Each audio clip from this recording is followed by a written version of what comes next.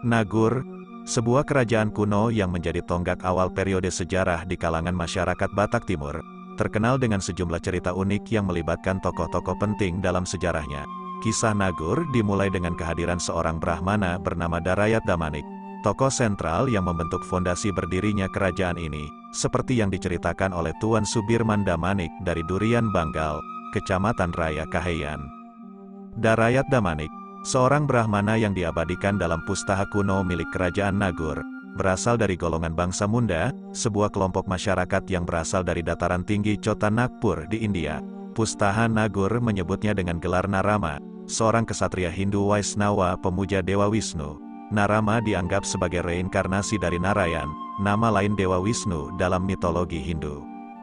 Dalam bahasa Sanskerta, Nara berarti air atau entitas hidup, sedangkan Ayana berarti tempat istirahat.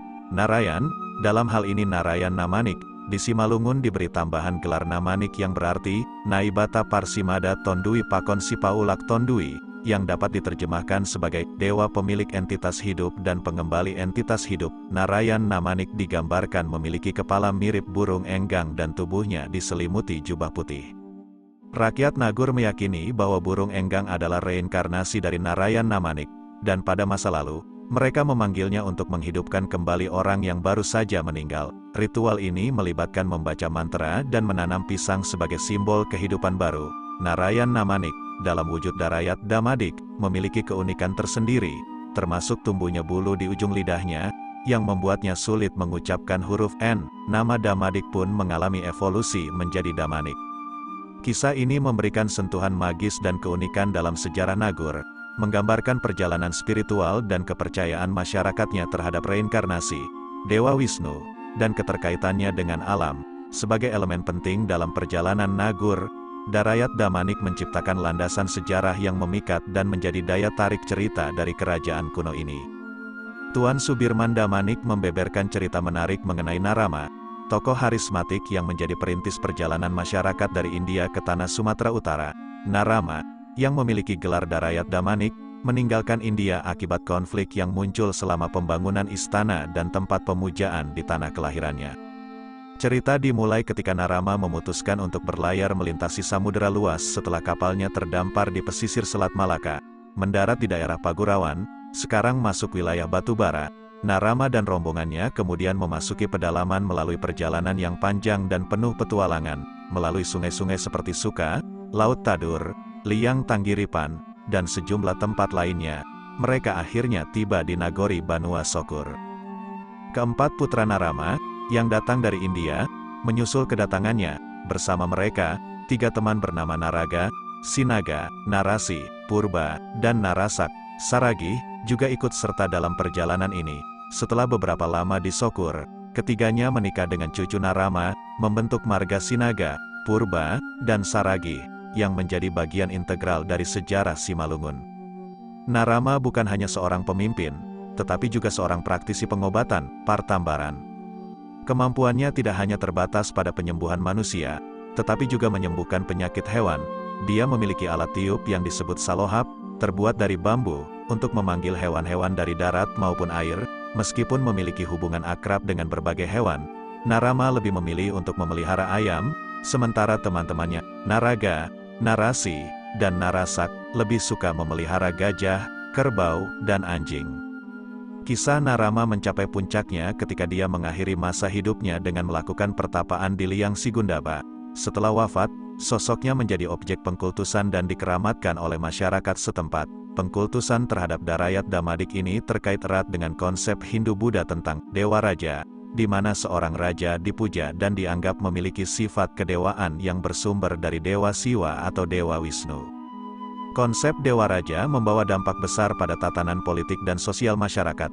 Raja tidak hanya dianggap sebagai pemimpin politik, tetapi juga figur yang memiliki kewenangan ilahiyah. Sistem kasta dan konsep Cakrawartin juga diperkenalkan, menciptakan tatanan sosial yang terorganisir. Setelah wafatnya seorang raja, dibangunlah monumen dan patung untuk menghormati serta memuliakan kebijaksanaan dan welas asih sang raja, menciptakan suatu warisan yang dikenang dalam sejarah dan kebudayaan mereka. Sejarah Nagur, sebuah kerajaan kuno di Pulau Sumatera, terbentang melalui zaman dengan cerita-cerita yang memikat dan misterius. Nama Nagur sendiri diyakini berasal dari perpaduan kata na plus agur, yang artinya adalah gelar bagi seorang pemimpin yang gagah berani, benar, adil, dan bijaksana. Namun, beberapa sejarawan juga mengaitkannya dengan Chota Nagpur dan kota Nagore di India. Kerajaan Nagur muncul setelah kepergian Darayat Damadik, dan terbentuk melalui perpaduan sejumlah kampung di suku Simalungun, yang terbagi menjadi Huta, Nagori, dan Urung. Setelah berdirinya kerajaan, sebuah lokasi dipilih sebagai pusat pemerintahan yang disebut Pamatang. Jejak pertama Nagur dalam catatan sejarah ditemukan dalam Almanak Dinasti Sui, 581-618 M, di Tiongkok.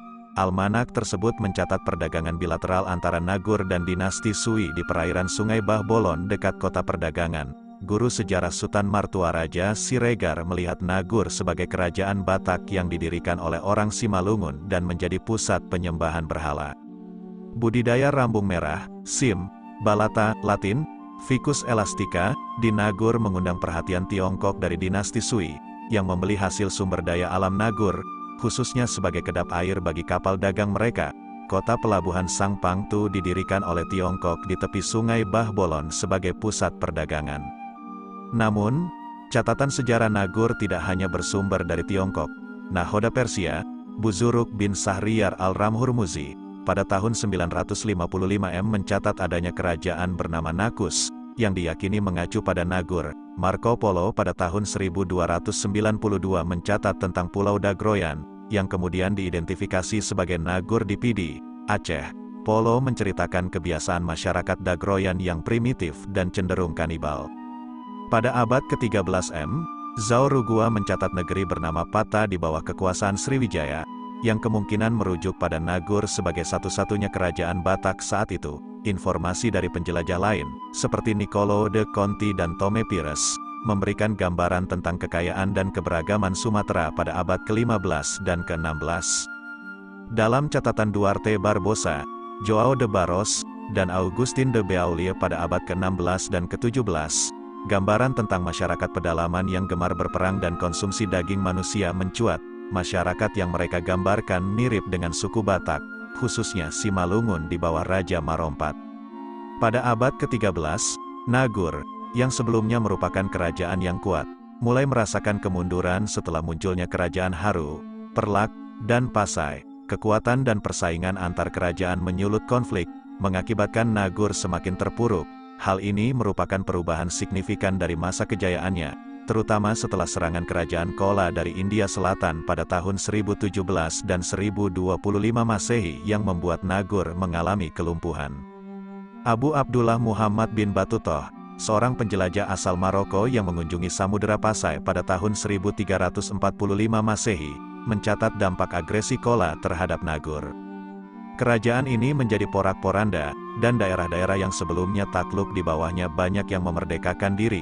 Chola menyadari bahwa kerajaan Panai di Padang Lawas dan Nagur di Simalungun merupakan kerajaan yang kuat dan berpengaruh di Pulau Sumatera, dan keduanya menjadi sekutu dari Sriwijaya yang sama-sama menganut agama Buddha. Dalam prasasti Tanjore, Nagur disebut dengan nama Nakawaram, sebuah kerajaan yang terkenal karena kebun madu berlimpah. Saat diserang oleh pasukan Chola, Raja Nagur memerintahkan balasan dengan menggunakan senjata panah beracun. Sior Ipuh, pasukan Nagur mengejar bala tentara Chola hingga ke Pulau Pandan, di mana seluruh pasukan Chola yang terjebak di pulau itu tewas akibat keganasan panah beracun yang digunakan oleh pasukan Nagur. Keturunan Damanik Sola, yang tinggal di Pulau Batu Beranak, berhasil selamat dari serangan Chola. Pulau Batu Beranak, yang berada di seberang Pagurawan Kabupaten Batubara, sekarang hanya dihuni oleh sejumlah pekuburan tua. Wilayah penyebaran keturunan Nagur juga mencakup Pulau Berhala, masuk Kabupaten Serdang Bedagai, Pulau Pandan, utara Tanjung Tiram Kabupaten Batubara, Pulau Sembilan, Perak Malaysia, dan Pulau Sarasan, dekat Kalimantan, masuk Kecamatan Natuna Kepulauan Riau. Pulau Sarasan menjadi tempat perlindungan bagi golongan Damanik Sarasan saat mereka diburu oleh musuh-musuh Nagur. Perjalanan sejarah Nagur yang penuh intrik dan perpindahan ini memberikan warna dan keunikannya, menjadi kisah menarik dari masa kejayaan hingga kemunduran dan perubahan geografis keturunannya. Pada abad ke-12, untuk menstabilkan kedudukan wilayah kekuasaan Nagur dari hulu hingga Asahan diserahkan kepada Panglima Marga Saragi, mereka mendirikan kerajaan Batangio yang berlangsung selama 11 generasi, dengan wilayah ke barat berbatasan dengan Nagur, ke utara mencakup Pamatang Tano Jawa hingga Batubara, dan ke timur berbatasan dengan kerajaan Simargolang hingga pantai. Namun, wilayah Nagur terus menyusut, hanya mencakup Dolok Silo, Raya, Panei, Purba, dan Silimahuta. Pada zaman dahulu, di Tanah Karo, terdapat kerajaan Nagur yang diperintah oleh Marga Ginting Pase. Kerajaan ini tunduk di bawah kekuasaan Nagur yang berpusat di 3 runggu, meliputi sebelah selatan Laubiang, dari Tongging sampai Kutabangun, dan Pegunungan sampai Raya. Pada tahun-tahun 1275 sampai tahun 1295, Kerajaan Singosari melakukan ekspansi politik ke Sumatera melalui ekspedisi Pamalayu. Meskipun tidak pasti apakah terjadi konflik dengan Nagur, pasukan Jawa berkoalisi dengan pasukan Darmasraya Jambi untuk memperluas pengaruh mereka. Namun, pemberontakan di Singosari membuat sebagian besar pasukan kembali ke Jawa, sementara pasukan Indrawarman tetap bertahan di Sumatera Timur. Kerajaan Pasai juga mengembangkan pengaruhnya ke Sumatera Timur, memanfaatkan kelemahan Nagur. Dalam pertempuran melawan Pasai, seorang panglima Nagur mengalami kesulitan namun berhasil selamat berkat bantuan sekelompok hewan. Setelah perang, Nagur dan Pasai memutuskan untuk berdamai, dan seorang keturunan Nagur kemudian pergi ke Pasai, menikahi putri Pasai, dan membentuk pemerintahan baru di sekitar Biren. Pasca runtuhnya Pasai pada tahun 1521 oleh serangan Portugis, Kesultanan Aceh menguasai Sumatera Timur. Nagur tunduk pada Aceh setelah kekalahan dalam perang melawan pasukan Aceh yang didukung oleh Portugis. Kontak perdagangan Nagur dengan Portugis juga tercatat pada waktu itu.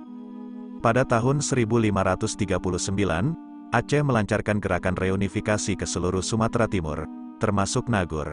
Portugis awalnya mendukung Nagur dalam perang melawan Aceh, tetapi bantuan dari Turki dan Minangkabau membuat Aceh memenangkan pertempuran.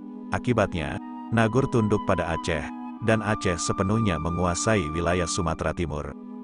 Pertempuran catur antara Tuan Batangio dan Tuan Silo malahan menjadi legenda di Simalungun. Mereka bertaruh 12 orang budak dalam permainan catur yang berlangsung selama setahun. Meskipun Tuan Silo malah kalah, dia menolak membayar taruhan dan kembali ke kampungnya. Ini memicu perang yang berlangsung selama setahun, di mana Tuan Batangio akhirnya berhasil membawa kuda buruannya melarikan diri ke Siantar, tetapi akhirnya tertangkap dan terbunuh. Dengan demikian, sejarah Nagur mencakup perjalanan yang panjang dari puncak kejayaan hingga tunduk pada kekuasaan Aceh, dengan kisah-kisah heroik dan legenda yang menjadi bagian dari warisan budaya Simalungun.